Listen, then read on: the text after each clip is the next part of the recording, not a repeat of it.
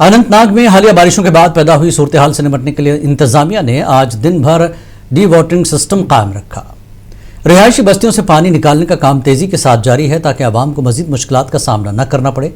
इंतजामिया की जानिब से ट्रैक्टर और गाड़ियां भी फराहम की गईं ताकि ज़रूरत पड़ने पर लोगों को महफूज मकामात तक मुंतकिल किया जा सके।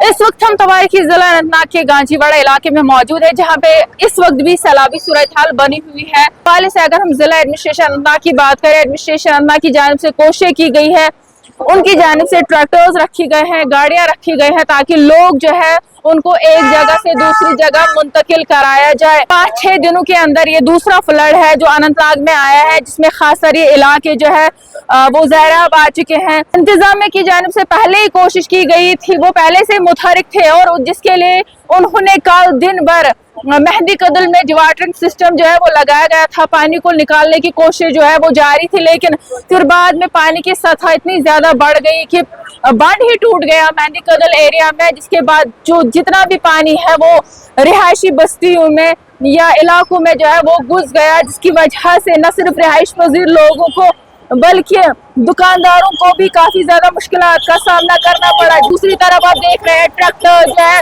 वो लोगों को एक जगह से दूसरी जगह मुंतकिल कर रहे हैं। दुकानदारों के मुताबिक उन्हें बहुत ज्यादा नुकसान हुआ है। अब वो यही चाहते हैं कि उन्हें जो है माली मदद, फाइनेंशियल असिस्टेंस जो है वो फराहम की जाए। मुंसिफ टीवी के लिए अनंतनाग से गजाला निसार।